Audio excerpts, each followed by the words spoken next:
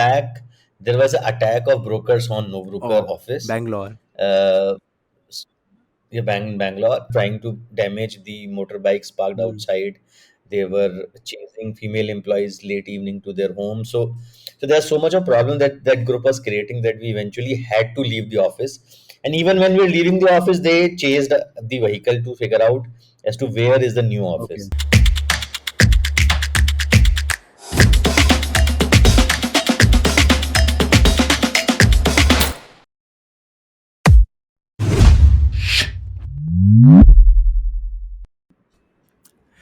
Firstly, Amit sir, welcome to Modernizing Biz podcast.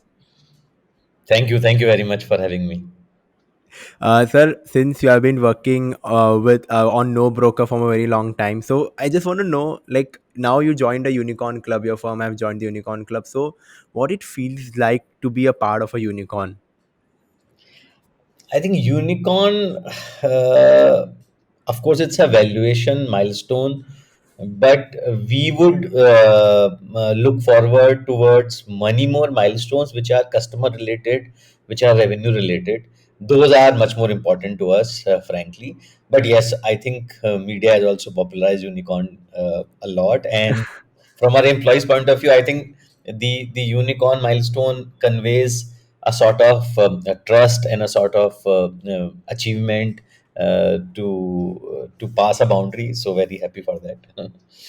Nice. So, before No Broker, what your life look like when you are in your early college days? Since you've been passed out from IIM and IITs, this institute, so you have thought that I'm gonna build something, gonna join, become a $1 billion valuation startup. What was your thought in your college days? No, no, of course not. So in college days, the thought was same like most of the other people, which was to do a job. And so when you are in college, you have a huge peer pressure in terms of what type of Hmm. salary will you get, what type of job will you get, and there are some popular jobs, for example. And IIM's the popular jobs are consulting and finance. So I was happy to basically join consulting. But what happened from consulting onwards is that I loved consulting. So Hmm. I did consulting, management consulting for almost 10 years, and I loved the travel of it. I loved the challenge of it. And later, so the thought was to basically do well in career. Yes, there was always this feeling that if I could start something of my own, that would be great.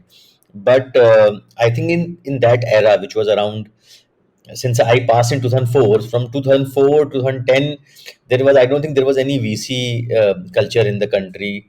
Yeah. And the VC culture in the country came more in the second decade, which was 12, 14 and onwards.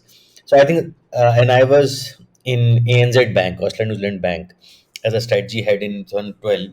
I think at that point of time, Hmm. it became a much, much more stronger feeling that I want to do something of my own. All right. So, what your life look like in IIM? Like, what I just want to get deep dive into the minds of an IIM alumni. Why this IIM Ahmedabad is made to build a lot of big entrepreneurs? Like, what they do? No, I think it is less of what the campus do, but more of a filter criteria.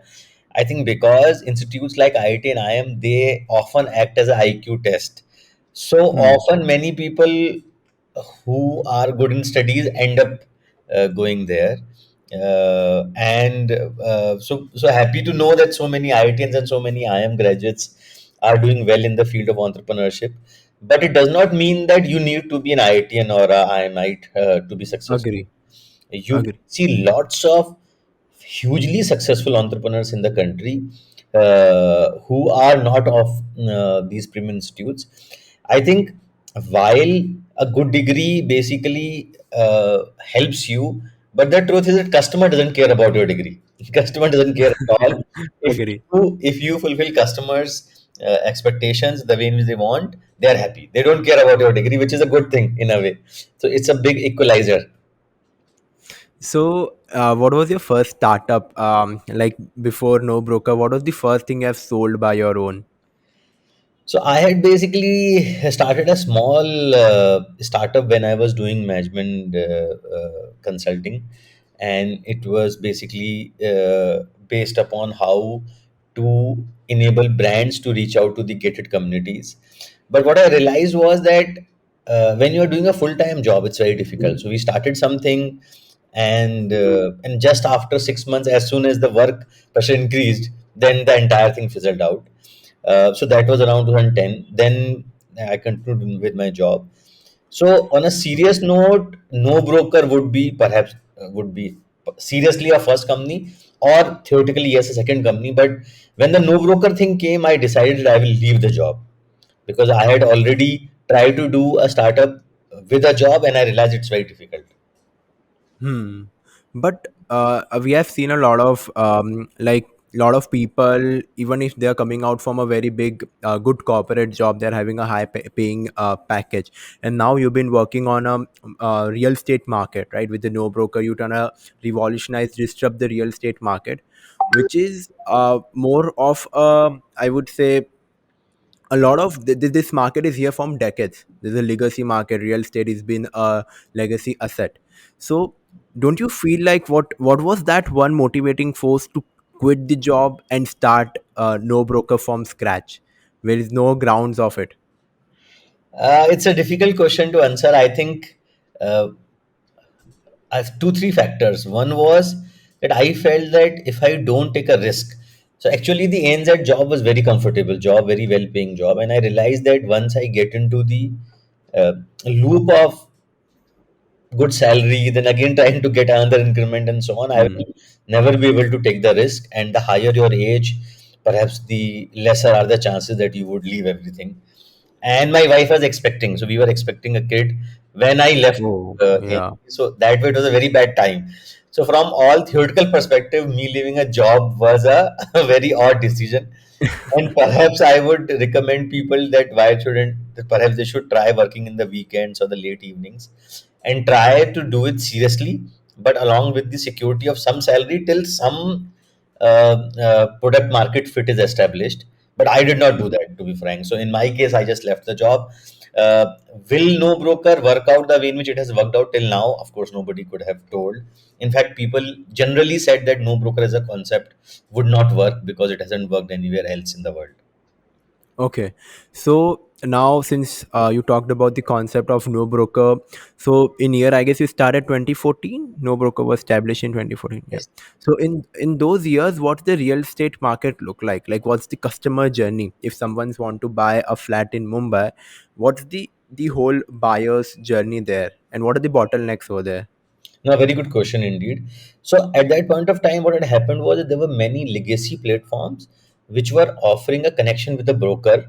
The listings were basically many of them listings posted by brokers were faulty or were clickbait, but the listings were there. Hmm. And then Hmm. couple of new startups in real estate came who made it extremely map friendly, Google Map friendly, location search Yeah. friendly.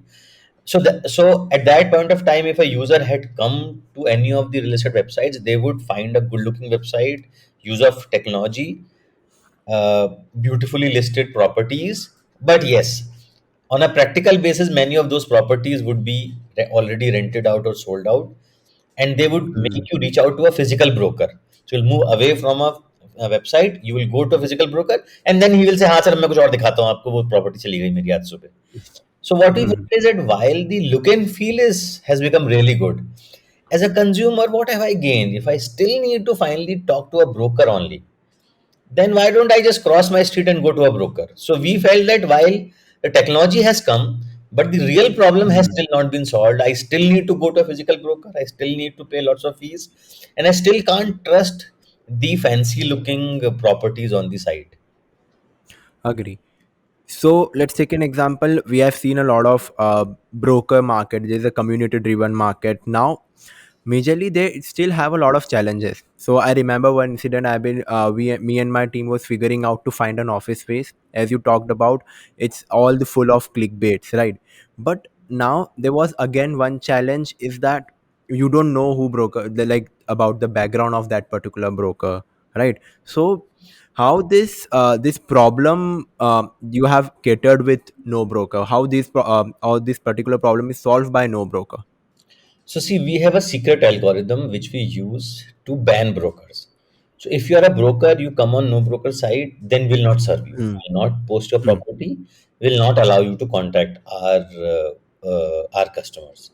So Okay. as the name says, we say that we don't want any broker on our platform.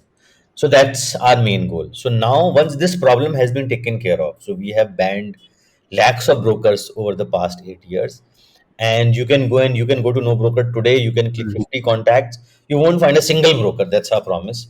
And Wow. even if in rare case, if a broker stumbles on it, quickly other people inform about it, and Hmm. hence, so we are a broker free community. Now once the brokers are not there, now to again talk about your example, now as to about what happens to the journey of a customer.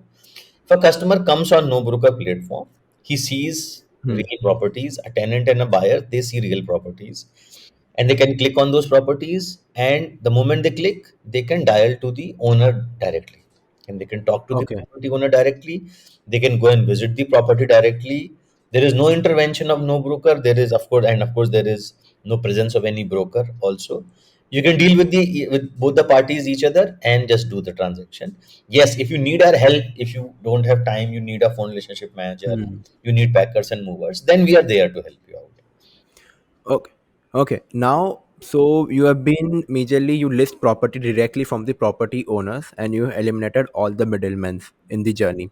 Now, so talking about that particular USP of no broker, so we have seen in history have portrayed us one thing, right? As per my research, that any single time anyone try to revolutionize something which is been here from a decade, even it's from 10 years, 20 years, 30 years, a special group of community revolted, a special group of community go against it, and now you're going against the whole total wave that आज India में सारी properties brokers के through जाती है. Now you talking about brokers को हटा के will connect directly to the seller and buyer and seller. So you don't face any problems with the community driven platform like brokers ki jo existing community is there. No, What was that scenario? we do face problems, and a few years back there was an attack of brokers on no broker office. uh, Oh, Bangalore. yeah, Bangalore, and we had an office there, and we still have an office in our main office in Bangalore.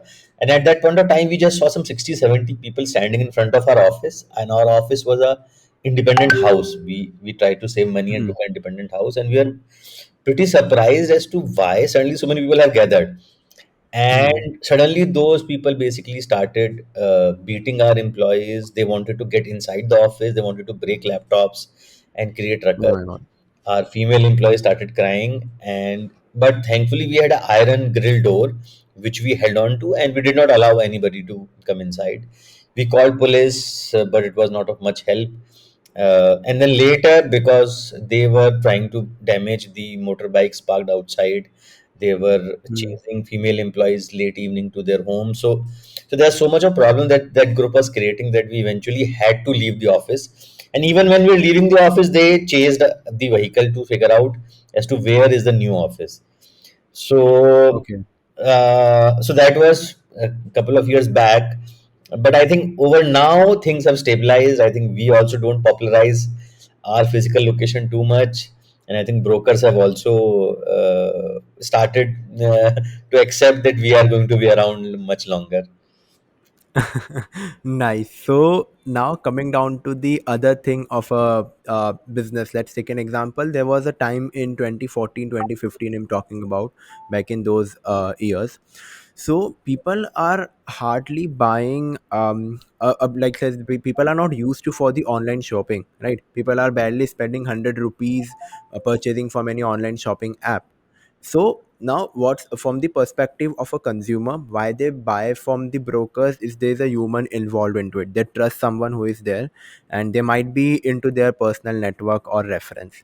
So, how you have what was your customer adaptability strategy? How you have inclined all the customers to the platform so that they can buy a, let's take a flat which will cost around 20 lakhs, where there was a scenario they are not trusting a platform which is selling 500 or 400 rupees t-shirt, like how you bridge that particular problem. No, no, that's an amazing question. I think what we did was that we made the entire process extremely transparent. So what, see, the more layers you have, the more is the mistrust. We said आपको बात Okay. करनी है, आप सीधे owner से बात कर लीजिए, हमसे हमसे कुछ बात मत Hmm. करिए आप. So if you are a owner, you want to come on no broker, you want to post your property, sell your property, rent your property, you can just post the property. You can talk directly to tenants and buyers, and there is no need for us. You don't need to use us at all. We like a Okay. invisible medium in between. So what we said is that we are going to offer a la carte. So we said Hmm. that we are not going to force anybody to pay. We are not going to force anybody to use our services. We are just going to tell these are our services. Now, the way in which you mentioned, if suppose some person says that I want some human interaction because broker used to help me a little bit. There was a person to talk to, and hence I need some Hmm. guidance. Then we have a phone relationship manager for 2 3,000 rupees, and we say, okay, Okay. you can take the services of this guy, and you will have premium portion of the app, and you can talk to him, you can take his guidance. Hmm. Come to you physically to show you the house, but he's there on the phone to guide you, help you, coordinate with you. He can coordinate with your existing tenant if you are a property owner. He can coordinate with the owner in case you want to make a visit as a tenant, and so on and so forth. So this is a la carte offering. Now somebody other guy says, no, no, I don't want any phone relationship manager. I don't want no broker to be involved. I just want to talk directly. You go ahead and talk directly. So this Hmm. trust that we have developed is by saying that okay, no broker will not charge you a single paisa if you don't want to give it to us. Okay. People have sold 5 crore worth property for which they would have anyway paid 10 to 15 lakh rupees of brokerage to a broker. They have sold it on no broker at 0 rupees cost, additional Hmm. cost, Hmm. 0 rupee intermediation cost. And they have buyers have contacted them, they have done the transaction. And this has happened umpteen number of times over the past 8 years. So this has developed a trust. So now when such a customer, when he saves money, when he sees that we are not, there are not any hidden fees, next time when he comes, he's very happy to try the paid services, which works great for. Agree. Okay, so talking about the adaptability strategy, you work on the upselling. Like you first build the relationship, provide the trust, and then there is something called a new services into the bucket. Now, coming down to the other side of a business, let's take an example from a seller perspective. So, do you onboard the property owners directly to your platform, or like what was your strategy? Because what, as let's take an example of Zomato. Zomato directly onboarded restaurants on their platforms, right? And then they have a their marketing attracting to B2C customers. So the same flow works with no broker, or is there any? So the answer is yes and no both. What we do is that yes, we encourage and we basically urge owners to come and list their property on no broker. Hmm. But the answer no is that unlike other B2B players, we don't go to a customer's home. We don't go and we don't click photos. We don't say that this property has been physically verified by no broker. Because the Okay. reason is that what we feel is that if you have eliminated the broker through our algorithm, then Hmm. there is not a single owner who wants to fake any detail. No one wants to fake any detail. Because as an owner, I have only one property at this point of time which I want to rent. If I call Yeah. a tenant, if I put one extra balcony or one extra room or some fake photo, Hmm. the tenant is going to come and waste my time. He's going to come, he's going to see that this is different, and then he's going to say no. A broker who is okay with it because a broker has 10 other houses to show, it's his business, but the owner does not want to put any wrong detail. So the way in which we have done is that we have kept everything free. The owners come and they post genuine properties on the site free of cost. If they face any problem in posting it, they can call us and we can help them. They can WhatsApp the photos and the system automatically uploads the photos matching with their phone number on the site. So the process is Wow. extremely easy. Your father can post it, my father can post it, and the youngsters can of course basically post it using mobile phone. So the process has been made extremely easy. So currently you are serving all the tier one market, I guess. Yeah, except Kolkata, we are serving the Okay. metros. But yes, we are still not in Calcutta. Okay. So what's the plan for the tier two cities? Because I would say this ecosystem is more broken in tier two cities.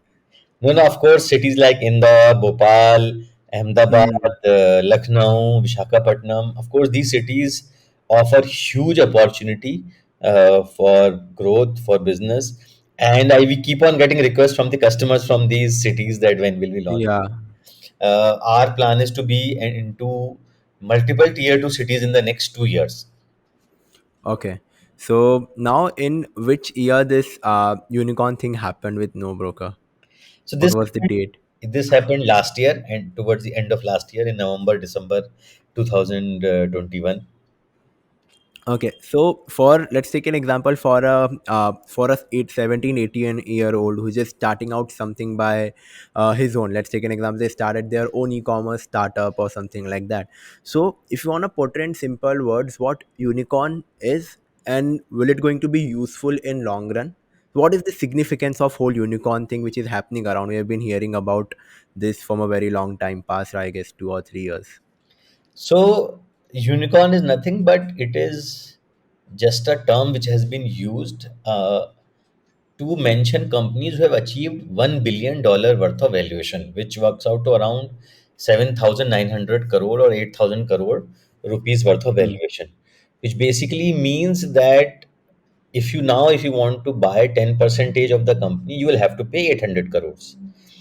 Hmm. So when a company starts, typically a company starts with a smaller valuation, uh, and then it increases. So I think what basically for a 17, 18-year-old, I would say, don't think about unicorn, don't think about the valuation right now. You just think about what you want to do, what problem you want to solve. And the way in which you have been asking questions that how was the customer journey before, how is the customer journey now.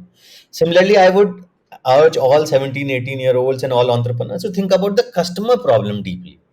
What is the customer issue? How are they going to solve it? And if they get that right, and if you are able to Hmm. solve a good customer problem at a reasonable price which works for both you and customer, the company is going to do well, you are going to do well. And then not only unicorn, there's decacorn. So for Yeah. Zomato and Paytm, who have crossed $10 billion worth of valuation. So I think valuations have a huge upside for any good startup. More than valuation, I would say the real fun in doing a startup is being your own boss, being trying to solve a problem, and being able to see that growth. So I would say the milestone is less exciting, but the journey is much more exciting. Agree. So over the years, as you grow bigger, as your team grows bigger, as you solve more customer problem, as strangers come and tell you that they have used your Hmm. company, I think that is much more fun than just any milestone. Okay, so now if you want to break down your journey of building this $1 billion valuation, now what are your one key takeaway learnings out of it if someone's want to pass on? So I personally face one problem while building this startup is the team. This is what I've struggled with. I hope a lot of big MNCs have also struggled with hiring a right candidate, especially in country like India. So, do you consider this is one of the biggest problems? So, what was your one big challenge you have used to face in initial years, but now it's just your day to day job. So, what one piece of learning you can pass on? I would basically say two learnings. One learning is the product market fit. As an entrepreneur, try to reach that faster. Whether whatever you're offering is that what the customer wants, or is there some customer wants it with some twist, with some change. Hmm. One is that. Once you get that right, then which is basically 0 to 1 journey, then it is more Yeah. about 1 to 10 and 10 to 100, which is about scaling it further, reaching out to more customers, more cities, and so on and so forth. This is the phase when the team becomes even much more important, because now that you have got the product right, if your team is important even in the 0 to 1 journey, but the mistakes tend to happen from 1 to 10 when the basics have been established. So our we are very proud of the team that we have built. I think we would have reached nowhere had we not had this Hmm. amazing team.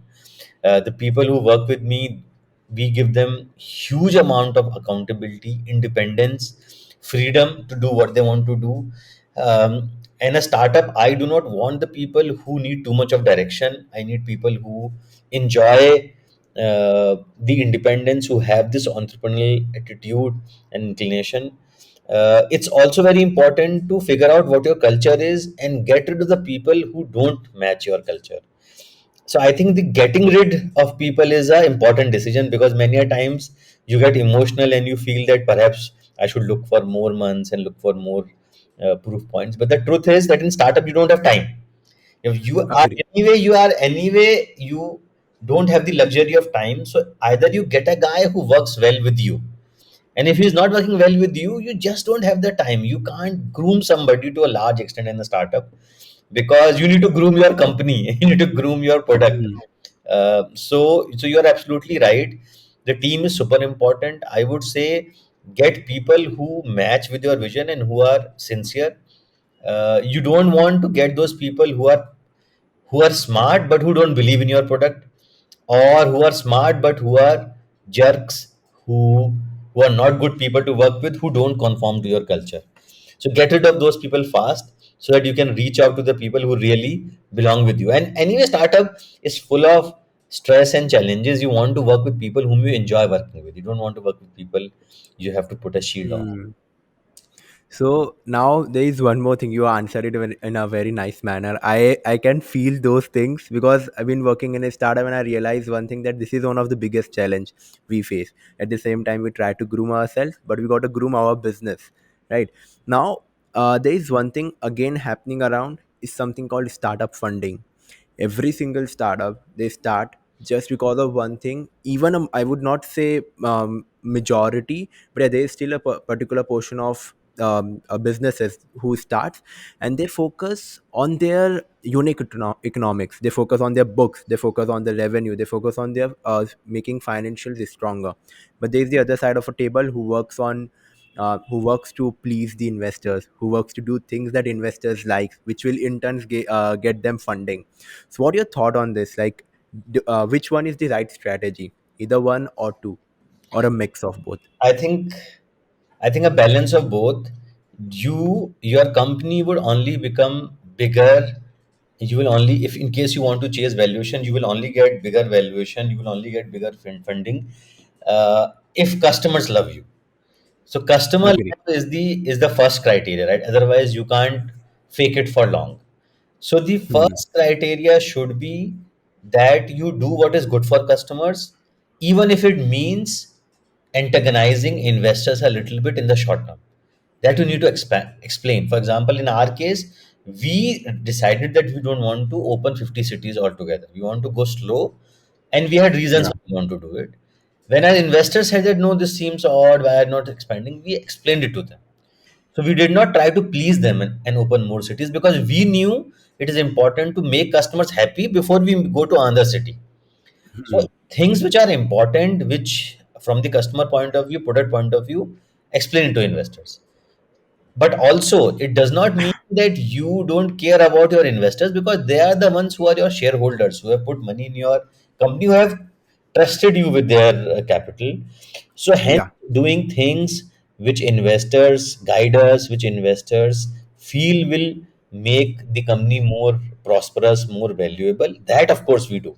So I think we take basically both the approaches, which is to basically first think about the customers and about the team, and second is also to give respect to investors, shareholders, and take their advice. Perfect. So one last thing from my end, sir, is that since you've been into this startup ecosystem from now almost a decade, what are the industries, upcoming industries? Do you consider talking about investments and all? Since you are into real estate, and real estate being considered is one of the prime asset where people can invest their funds into. So what do you think about this investment journey in real estate market? Or I guess you have a lot of customers with no broker who try to buy a property or rent it out just because of they want to make some extra money, or they try to build some growth assets.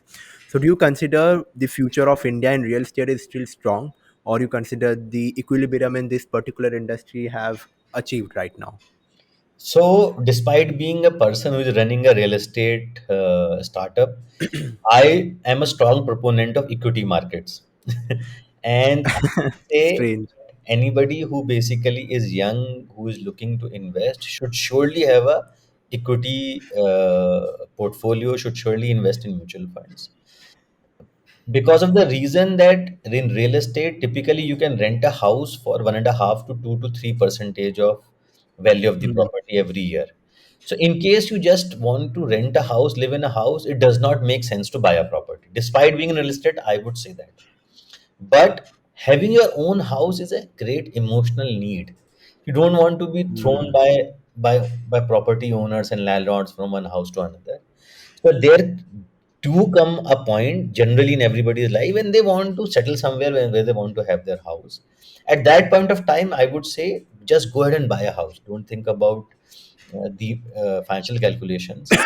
And third phase is the investment phase, in which I think a person thinks that no, he has a house, but he wants to invest more. In that case, I would recommend that the next 10 years look great for Indian real estate, because the last 10 years were bad. Last 10 Yeah. years were bad. People haven't, in general, haven't made a lot of money in buying and selling real estate. But with the prices now, I think the next years, 10 years are going to be awesome. One should also consider commercial real estate. Somehow we Hmm. Indians live in residential real estate, and when it comes to investment, we again invest in residential. So we end up having two homes. I would suggest we should Agree. explore having one home and one small shop. Commercial, I don't mean big offices, but small shop, 100 square foot, 1 square foot shop, because that gives you 8 to 10 percentage of rental yield plus capital appreciation. So I have seen a lot of smart HNI investors having their home, Hmm. living there, and then future investment in commercial real estate, which no broker also offers. So I would recommend even that to be tried. All right. Thank you so much, sir, for being on the show. It was really nice conversating with you. Trust me, I gain a lot of insight from this particular conversation. I really like the way you portray things in a simple manner. I hope audience is also going to get tons of value. Thank you so much, sir, for your time on this show. Thank you. Thank you very much.